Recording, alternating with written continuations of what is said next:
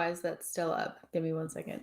Hey guys, welcome to SheKnowsArsenal. My name is Jessica and I'm your host, and you can follow me on Twitter at @itchJessino.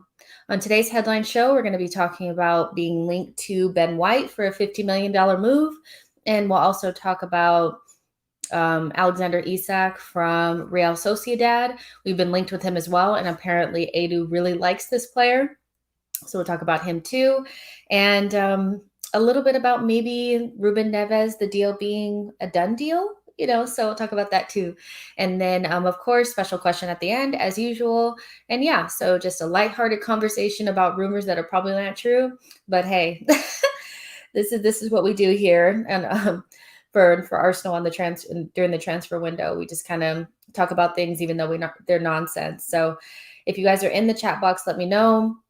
How are you feeling? What time is it where you are? All those good things. How was your day? And we'll just go ahead and get started. So I'm going to share my screen really quick. Let's see. All right. Yep, you guys can see that. So headline number 1. The Mirror says that Arsenal have joined the race to sign Brighton's $50 million rated defender Ben White. Mikel Arteta has become a big admirer of the newly capped England international, and they are keen on making a move this summer. Okay, so let's talk about this. Ben White is just a player that I'm not very... I don't think is that good. Not that I don't think he's a good player. I think he's being overhyped, and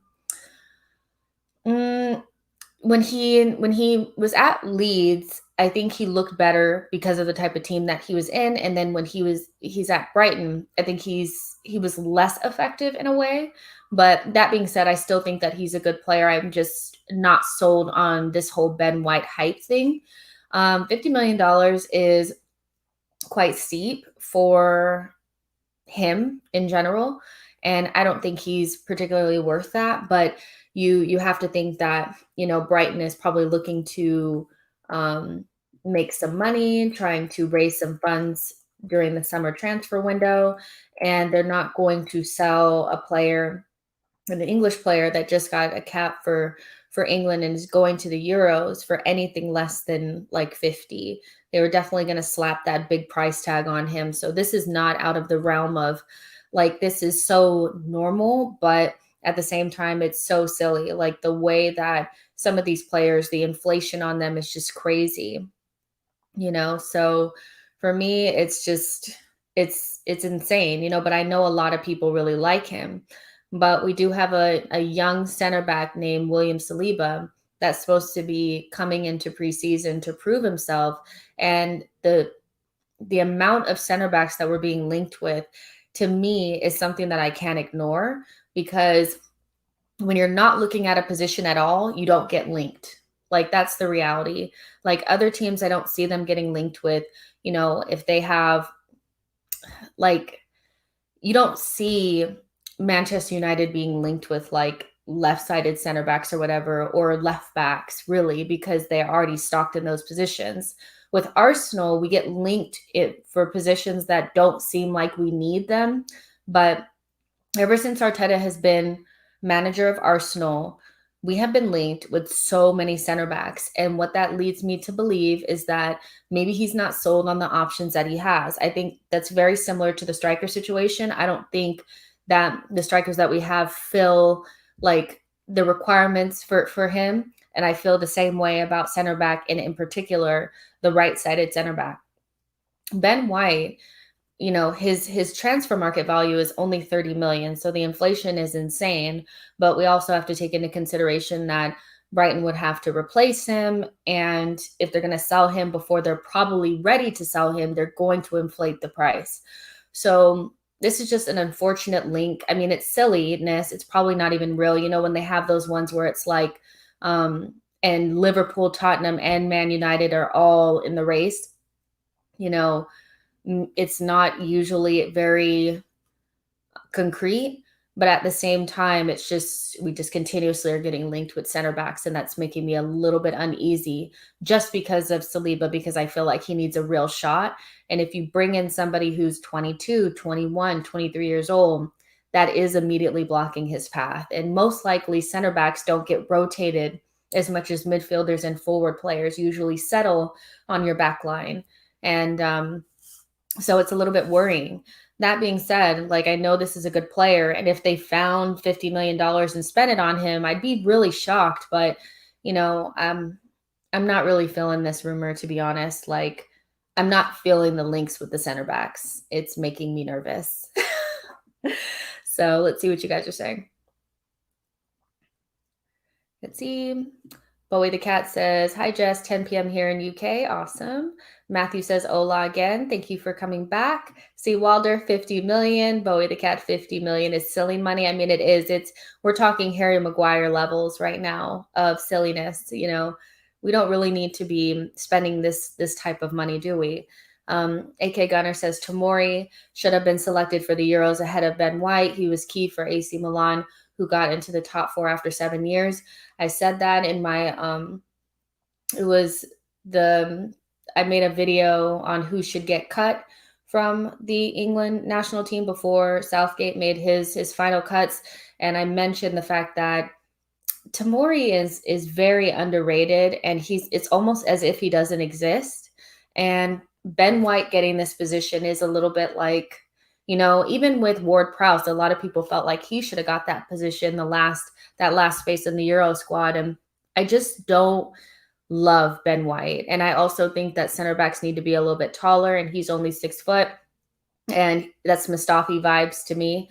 Also, somebody, it's like a more souped up version of Chambers, because he can play all these other positions. And so it's just like not my thing, you know. But again, if they have the money to buy the center back and they're going to just waste it, that's on them. But I even doubt we have this level of money. And if we do have $50 million, please spend it on a center midfielder. Like, don't waste it on a center back.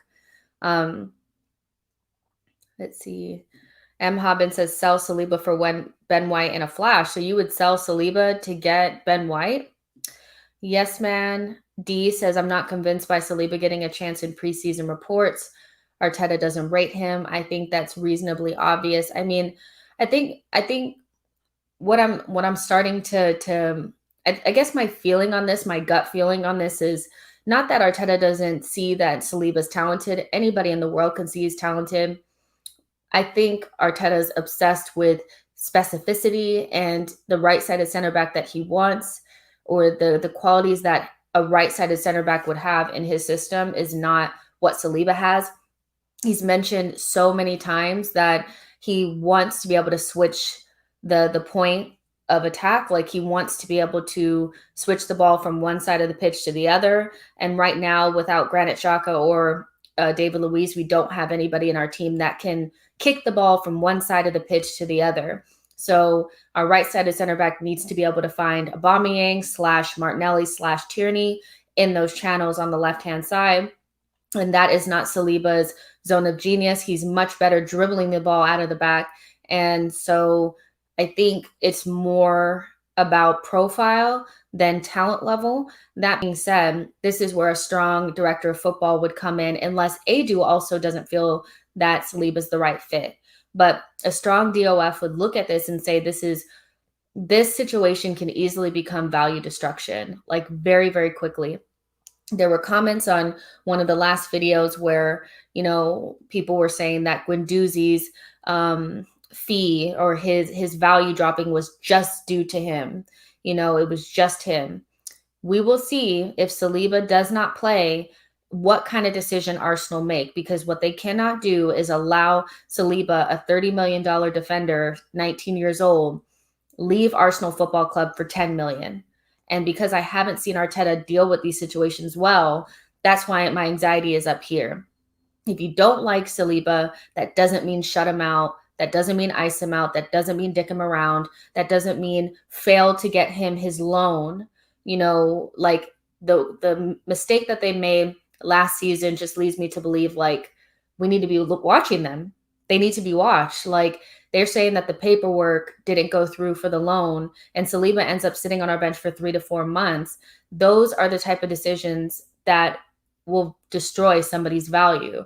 So I agree with you that I'm not sure that Saliba is going to be getting this real chance.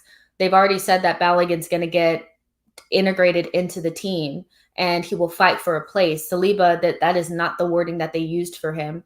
So it's up in the air, but I'm not feeling it. I'm not feeling it. Let's see. Yeah, make sure you guys subscribe, like the video and subscribe to the channel.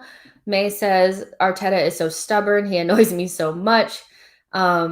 Michael Turabian says spending 30 million on a high potential center back and not playing him sounds extremely Arsenal to me. I hope Edu can convince Arteta to play him. We need to be smart with our resources. I mean, like I read something recently that one of the reasons why Poch was unhappy or has been a little bit unhappy at PSG is because towards the end of the season, the director of football, the executives were telling him to play certain players so that people could see them. So when they got to the transfer window, they could try to move them on and to make sure their value does not drop. Coaches don't like that.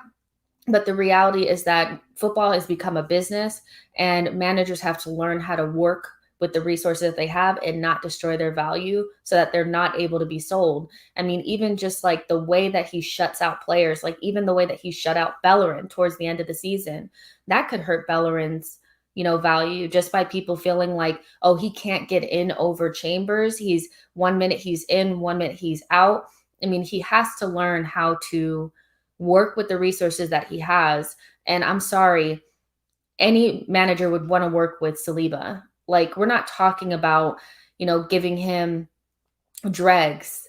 You know what I mean? But it feels like if it's not perfect, he's not, especially with young players, if it's not perfect, if it's rough around the edges, if it's raw, he's like, no, if it's not perfect. And that's a problem for me because Saliba, I mean, this is one of the best young center backs in the world. And I'm not convinced, just like you, that he's going to get this chance. So that's just kind of how I feel about it. It's not so much about Ben White, but Tapsoba, Jules Koundé. These are young center backs as well, which is, it's not like I could understand more if it was like, well, we need to get somebody with some more experience, somebody to replace David Luiz. We're talking about people that are comparable to Saliba. It's kind of weird, isn't it? So, yeah, but well, we'll see how that all goes. You guys can let me know if you're watching the Portugal match or you were watching it, how Neves was doing. I saw mixed reviews, so you guys can let me know if you guys have been watching. But let's move on to the second headline. Make sure that you guys are liking the video and subscribing to the channel. I'm just going to go ahead and just type it in here. We're going to be talking about Alexander Isak, who has been linked with a move to Arsenal. Oh, there's my thing. Let me see if I can even find it. So Arsenal have now been linked with Real Sociedad's Alexander Isak. According to The Athletic, the Gunners are monitoring the forward ahead of the potential summer move. And from my knowledge, he has about maybe a $60 to $70 million release clause. Here it is. And Edu really likes him. Look, I'm not saying that in order to get him, we wouldn't have to pay 60 million because, in La Liga, every single player has a release clause and they're usually like astronomically high. But this player, I think, is very good. But again, 21 years old. This is immediately blocking Balogun's path. You know what I mean? So it's kind of like, is it worth it to bring in somebody who, if we're going to be bringing in young center forwards and or center backs and center forwards, they need to be further along in their progression. They can't also be project-y. And I think this player is good, but I think he would immediately block Balogun's path. So I don't think we'd have to pay the 60 million, but do we have 30 to 40 million to pay for a striker? I think the only way we would have that amount of money is if we sold Lacazette and Nketiah, and a lot of people are acting as though they've already left. they're not gone yet. They still belong to Arsenal Football Club. So until somebody puts in a bid, we accept it, and they go, they're still Arsenal players. So this, maybe we're monitoring the situation. Maybe we've called Real Sociedad to see what's up. But the other aspect of this that makes it a little bit more complicated is the sell-on clause for, or the buyback. I think they have a buyback clause. Borussia Dortmund does. So Isak was a Borussia Dortmund player. They have a buyback clause. And the problem with that is if Haaland leaves and goes to Chelsea, to me, the easiest thing for Dortmund to do in order not to have to really go into the market and look for a striker that's comparable is to exercise their buyback clause for Isak and bring him back to Dortmund. So I'm not sure if this works out, just because I can easily see Dortmund being like, hey, we want to bring him back for whatever the buyback clause is for. One thing that I do know, though, is that I listened to an interview from Alexander Isak that maybe like a year ago, that he said that he doesn't want to go back to Dortmund ever. Like, he thinks that that chapter of his life is over and he wants to move forward. So there's that.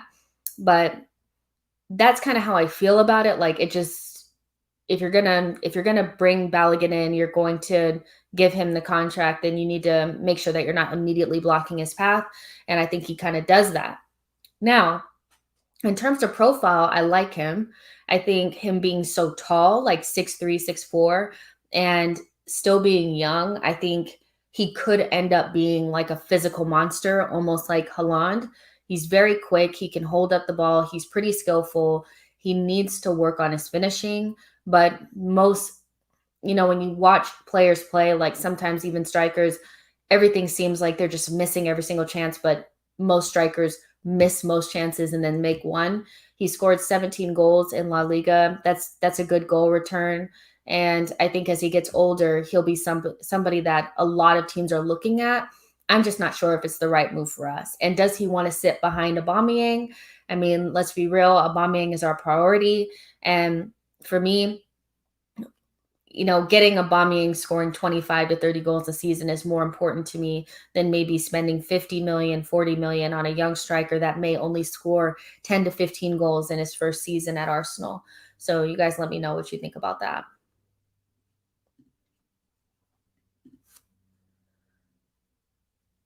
Let's see. Joseph says Martinelli is the only Emery signing Arteta approves.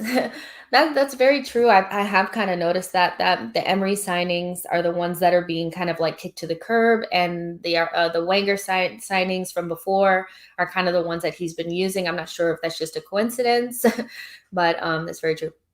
Henrik says Isak would be a crazy good player for Arsenal. Okay. Akindele says, at this point, the only football I watch is Arsenal. The game is fundamentally awful to watch these days. Seawalder says, I often wonder if there's been some off-screen discipline issues with Saliba. I mean, we do know that I think the weirdest moment for me was when I saw him on like actual Arsenal, like YouTube channel, and he was doing that little interview with Lacazette, and they said like something about being an Arsenal player, and he said, I've never played for Arsenal, so I'm not really an Arsenal player. I thought that was cringy and a little bit weird for him to say that. And then the things that he kind of said, you can look at it both ways, but some of the things that he said in the press doesn't really shine a good light on Arsenal. And I mean, even his friends, Guendouzi and Fofana, have been on social media saying that, Saliba's free, he's free from the prison, he's been, things like that. So I don't believe that the relationship between Arteta and Saliba is good. I just don't think so. It's a gut feeling, and maybe there has been some discipline issues behind the scenes. That being said, you spent 30 million on this player. Don't destroy his value. He's a good player. I mean, we're talking about you need to learn how to work with different personalities, because every single young player is not Saka, is not like this angel, you know. Ayo said, why would we need Isak? That's wild. I mean, the only reason why I can say that we would need Isak is Arteta's not convinced by the group that we have. I think he's very reluctant to rely on youth. So I wouldn't be surprised if he was a little bit uneasy or anxious about having Aubameyang and just Martinelli and Balogun. if he does sell Lacazette. So for me, it would just be money being spent almost unnecessarily so that he doesn't have to rely on youth, where I feel like it would be in our best interest to allow Balogun and Martinelli to grow, because I think that's what's best for the club, instead of blocking their path with this guy. Even though I think he's really good, like if we didn't have, like, let's say we only had Nketiah, Lacazette, and Aubameyang, then yes, by all means, because you're going to sell Lacazette and Nketiah maybe, and then you bring this guy in, but you have Balogun and Martinelli. That's where it becomes problematic to me. AK Gunner says Alexander Isak is 21, would be really good forward signing, skilled at holding up the ball and playing with his back to goal. Also adept at making piercing runs in behind the defense and attacking the box. I mean, I think he'd be a good fit, but squad building has to come into play at some point. And when you have Martinelli and you have Balogun, you need to make the right decisions. And if they're saying that Balogun is going to get a chance to like fight for his spot, to me, that means that you have plans for him for the season. Don't let preseason go by and then try to randomly loan him out or something like that. Like, it seems backwards to me to be looking at this guy when we're trying to bring Balogun in. Like, you know what I mean? Michael Turabian says, I think Isak plays primarily as a left wing, which is a position of need. I mean, so he plays like Aubameyang. I don't love that. I like the forwards, the wide forwards, to be more like Saka, more like Emile Smith-Rowe. I think it throws off your balance when you have a striker as your left wing. That being said, I don't think he would have as much of an issue as Aubameyang does with the skill part of it, you know, the build-up part, because he looks pretty decent in build-up. But that's a good point. But I mean, I would hate to see like a front line of like Alexander Isak, Aubameyang, and to me, that's just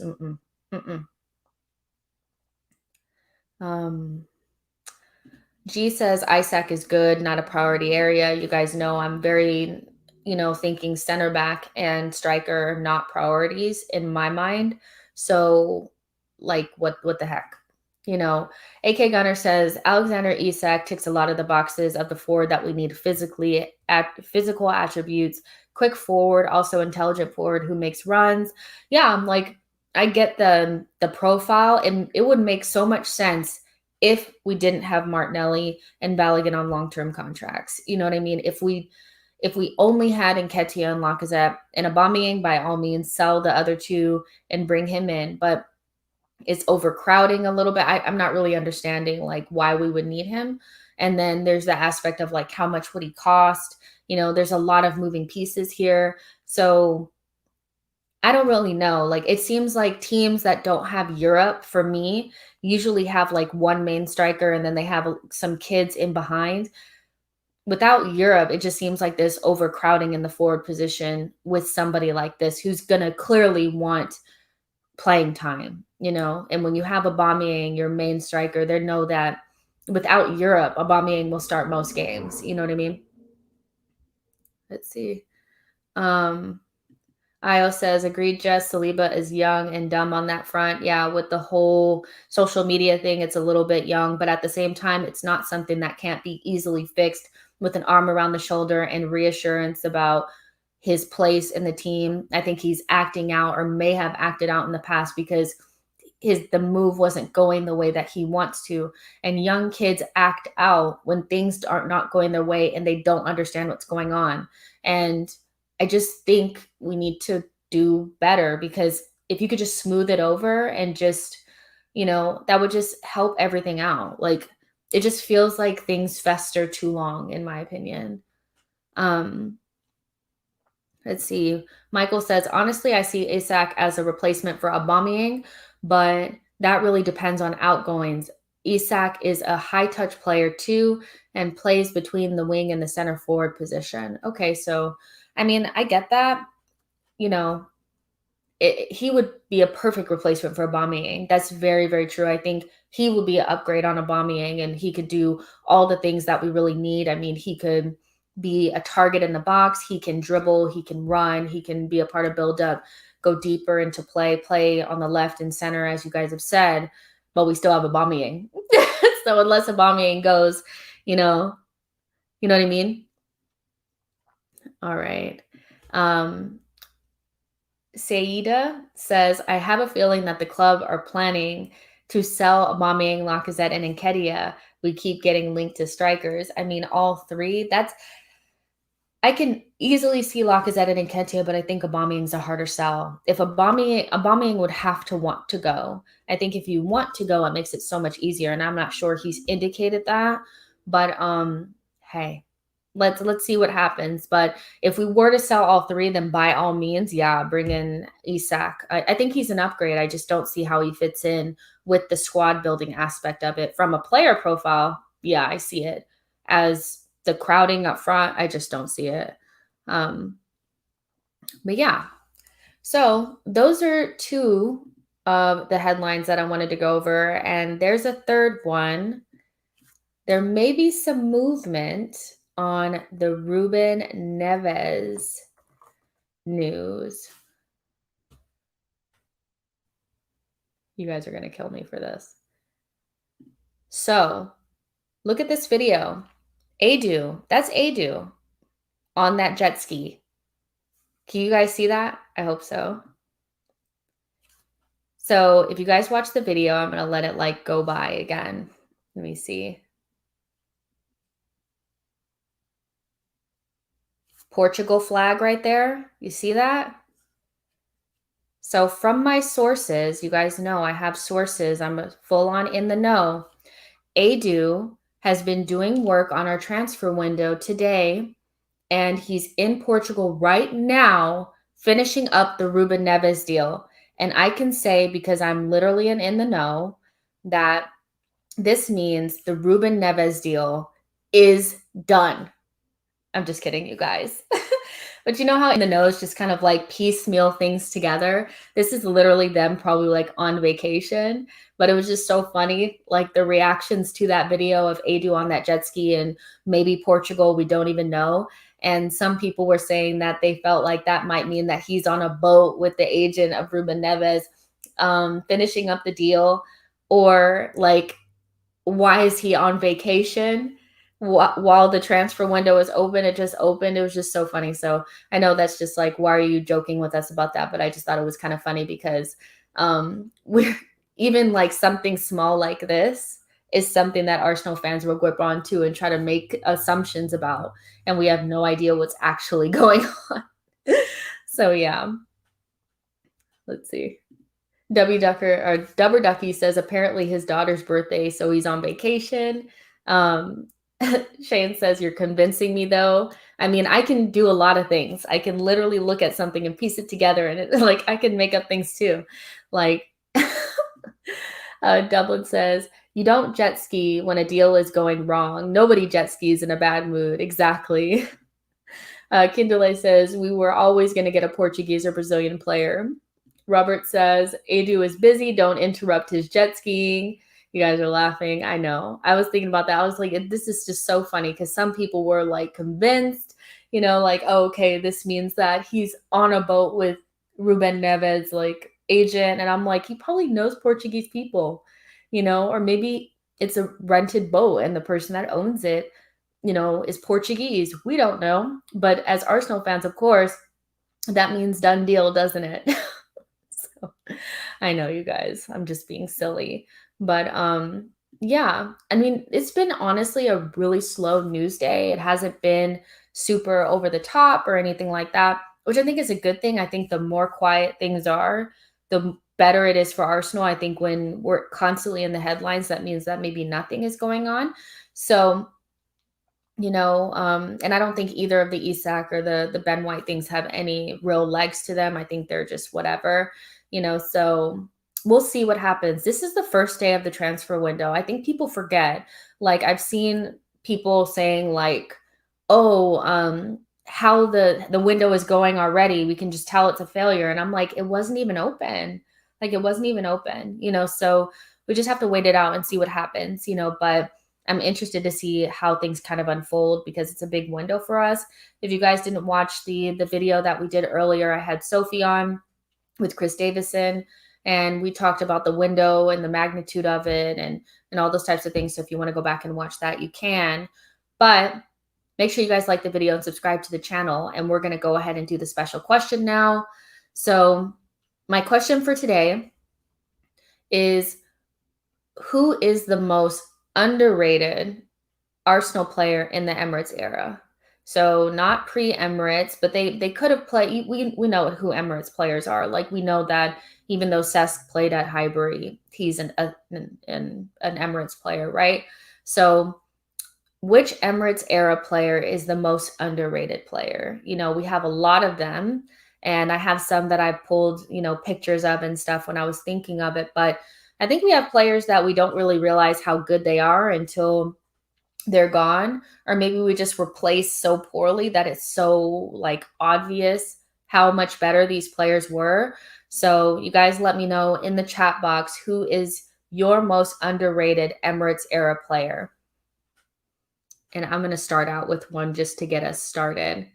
Yeah, go ahead and put yours in the chat box, and I'll show you one of mine. I have a couple. Nacho Monreal. Nacho Monreal is one of the most underrated Emirates era Arsenal players. And I'll tell you why, because I didn't know how much I loved Monreal until Said Kolasinac started playing for this team. This guy was old reliable, and he would be a perfect, at this moment, backup to Kieran Tierney. I wish he was still playing for us, and he still plays for Real Sociedad. He plays almost every game for them. Like, he's so reliable and resilient, and I always thought that, I like that he could play in multiple positions. He really tried to play center back for us, and he was a part of the Arsenal era right before our huge decline. And I think he took a lot of hits, but at the same time, he was always really classy. He was like a real Arsenal player.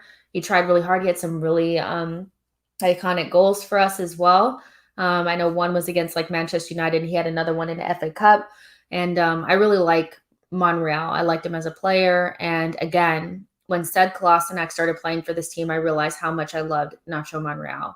So that's my first underrated Emirates era player. Let's see what you guys are saying. See, Carzola. I don't know. I mean, can we say Carzola is underrated? I mean, there's so many Arsenal fans that still talk about Carzola. I don't know if he's underrated. I would say that he's so hard to replace because he was such a certain type of quality, so I wouldn't say that he's underrated. I would say that he's greatly missed. Akin Delay says Alex Song. Yeah, a lot of people didn't like Alex Song, but I thought he was really good. Erwin is saying Diaby, for sure. I also think that he's one of the more like sad stories of somebody that maybe people couldn't see how good he was because he was always so injured. But I mean, I think Arsene Wenger rated him higher than Vieira. I mean, that's the level of talent that he had. So for sure. AK Gunner, Adebayor. Adebayor is one of my, like, I really don't think people like rated him as high as I did, but I thought he was so good and done so much more for Arsenal. But obviously, he clashed with Arsene Wenger, and we were moving to a one striker system. So it was either him or Van Persie, and he chose Van Persie. And such a good striker, and played for a lot of teams. Like, at one point, didn't he play for Real Madrid? Dublin Gooner says, I'll go with Club. And you guys also let me know why. Like, why do you think these players were so underrated? Club I liked him a lot. Kind of like in that in-between era when we brought in him and like Rosicky, but so technically gifted and an individual type of player. Like, do you guys have any comps for Club? Club? He is somebody that, it's like, I can't really describe what kind of player he was. I just knew he was good. And I like Club as well. Shane Lowe says, I thought Flamini did a good job both in center back and left back. Flamini is another one. 2 stints at Arsenal. I think was better than maybe what people gave him credit for. Um, but at the same time, he never signed that second contract and left for free. And I think he did Arsenal dirty there. It's like, um, I think Arsenal was counting on him, and I think he sent other people out on loan or sold other players to keep him, and then he left us on a free. That being said, I do think he did well covering multiple positions, and a lot of these players that played in the Emirates era were good, but they never really hit the heights that they probably should have or won as much as they should have because we were not building teams. Like, or we were trying to, but things would break down, like we wouldn't do it quick enough. So our main players would leave and then we wouldn't really replace properly. So some of these players were a lot better than probably what people think. It's just they weren't playing in the best teams, the best sides.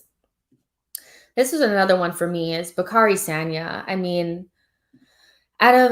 We've had a lot of really good right backs at Arsenal. I think it's like kind of not an iconic position, but you think of like Lee Dixon, you think of Laurent, and then you think of Bakary Sanya, who played in a time where, it's like we weren't really as good as we used to be, but I think he was a class player. He never really let you down. I think he had some like difficult games towards the end, but always really solid. Um, didn't love the hair, but loved Bakary Sanya, and he's just another one that I think would have been better suited in a better team. Like if we had actually built the team, we would have won so much more, because he was so good. You know, um, I really liked him as well. Let's see who else you guys are saying. Copeland, Seawalder, I think Diaby and Santi were highly rated. Copeland, oh my gosh, like do you guys listen to Arsenal Vision? Like one of the first names that I heard Elliot talk about like that he did not like was Copeland, and I couldn't understand it because I thought Copeland did as good as he possibly could. I don't think he was at the level of CDM that we needed, but next to Santi, like some players are kind of basic, but they do it just enough and they do the job that they're supposed to be doing. And because you have class players around them, it kind of doesn't matter. Copeland was one of those. He loved to slide tackle, but I thought he was a really good player, and I'm very happy that he made his penalty kick against Manchester United. I was really like, please make this. Akindele says we've never had a killer passing CM since Song left. He was underrated. He really, really was. And I mean, our players, some of them ended up at Barcelona. Like that's the levels. I mean, basically, we were Barcelona feeder club. I mean, and in that era, Barcelona was very good. And they may not have started like Kleb, Song, Vermaelen. They all went to Barcelona. Cesc went to Barcelona, but that just shows you the level, and that also says to me that we were recruiting similar like players that could play for that team, which is cool. So he was one of those. Io says Eduardo, absolutely deadly finisher. I mean, should have had a much longer career at Arsenal. I really liked him a lot. The leg break, probably was a big reason why we didn't win the league that season, but for sure. Yeah, Monreal, man. Sanya is good shout, but he was highly rated. Yeah, highly rated. But I don't think he's ever gotten like the same love that like Laurent and Dixon. And that's because we didn't win as much in that era. But I think with a better team around him, he was good enough to play on like a title winning Premier League team in that era. Like, you know what I mean? Um, here's another one for you guys. Koscielny for sure. Koscielny is one of those that I think the way that he left probably kind of messed things up, but the way he came in, he was cheap. He was really cheap. And he wasn't great when he first came in, to be honest. I think we can all be honest and be like, he wasn't that good, but he got better. And that just spoke volumes about Arsenal's ability to coach up. And that's something that I'm looking to see if Arteta can do. It seems like with the perfect pieces, he can coach them up a little bit, or players that have a certain type of attitude, but rougher around the edges players are the ones that I'm looking to see if he can coach up. But Koscielny was one of those that really kind of needed more time. He needed the right partner sometimes, but he was really quick. He worked really hard. And I remember Marcus Rashford actually said that the toughest center back that he ever had to play against was Koscielny, So I think he was respected by the league, but not necessarily respected enough by Arsenal fans. And I liked Koscielny. I think in the Emirates era, probably the best center back pairing was Per Mertesacker and Koscielny. Definitely not good enough to win the league. We needed another center back, but I thought they did good for what they could do. You know what I mean? G says I'd say Alex Song, top midfielder. Secondly, Nasri. Was Nasri underrated? I think he was highly rated for real, but Alex Song, I think nobody really talked about how good he was. Robert said, I never rated Monreal, so maybe he is underrated. I mean, the minute Kolasinac started really Kolasinacking, I was like, man, I miss Monreal. C. Wilder says, I can't top Monreal. He got some pretty important goals, as well as being solid. Exactly. Played multiple positions, never really seemed to complain. It was just that guy. He was Mr. Reliable. He was like a 6 or 7 out of 10 every single game. And I don't remember any really bad games except for when the team was like really, really bad. Robert says, oh my God, we are Nostalgia FC again, but no blaming. What is left? I mean, yeah, we are, but and I was thinking about this the other day. I think that's a really, really good point, is that we would stop like hyping up the past if we would just be good now. I would love to have new memories that I can look back on or look at that were like a little bit closer, like more recent. But we have to be Nostalgia FC because what else do we really have? You're right. Asmaram says Aaron Ramsey. Was Aaron Ramsey underrated? Was he? Because I feel like he was loved by this fan base. Nacho Monreal, of course. Emi Martinez. You could probably say that, but I think he was highly rated. Well, he was underrated by the club probably because we continuously brought new goalkeepers in and never really gave him like a real shot. Maybe he feels like. And Olivier Giroud is a good shout. Yeah. I mean, do any of you guys really miss Giroud? I don't really know. Let's see. Thomas Rosicky. Yeah, he was a hospital bed though. He was always injured. G says Nasri was so good technically. Last third passes were top tier. Alex Song bossed the midfield exactly. And that's the thing. It's like we would have these really, really good players that would come in, but we never built the full team. We never built it. And some of these really good players really could have been better for us. They really could have. Let's see.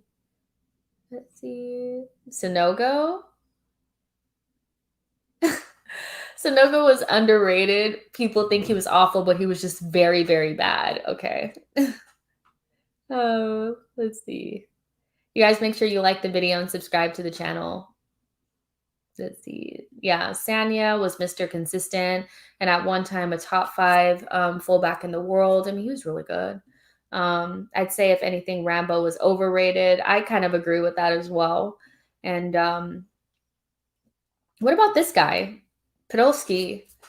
I think he's one of those players where people maybe forget that he was even on the team because he wasn't there for that long. He didn't really start that often, but I mean, he could hit the ball with his left foot very hard. And I thought he was fun to have around, to be honest. Yeah, I was actually kind of shocked when he came to us, but back in the day, we were able to attract players from big teams or, really good players, and they would still come to us, even Alexis, coming from Barcelona and stuff. And I like Podolski. I think what we'll do one day here is I'll create one of those tier lists and we'll go over some of the most popular players of, the last couple of years and put them in tiers of close to a legend, cult hero, and just go down the list, and do something fun like that. But I kind of think maybe Podolski was a little bit underrated. Or maybe he was just fun to have around. Bowie the Cat says Podolski, Thunderbolt of a shot, exactly. Arsen hated Podolski. Did he hate him? Robert says Podolski had good long-range rockets. Dublin said, I love Podolski. Wenger had this weird thing about benching him after every game he scored in. That's so true. Yeah, Podolski, I don't think we got the most out of him, but I think he was nice to have around. He wasn't problematic, but he wanted more playing time. And like, I never really understood why he didn't get it. And then, wasn't he playing under Sunogo at a certain point? Somebody was playing under Sunogo. I think it was Podolski. He was playing under Sunogo, and it was like, what's happening? It didn't make sense, but I did really like him a lot. I really did. And yeah, those are all the ones I had. And then I had an honorable mention that's not a part of the Emirates era, but I just want to throw this out here because Harry and I were talking about this in like our little texting group, and he's an underrated Arsenal player, I think.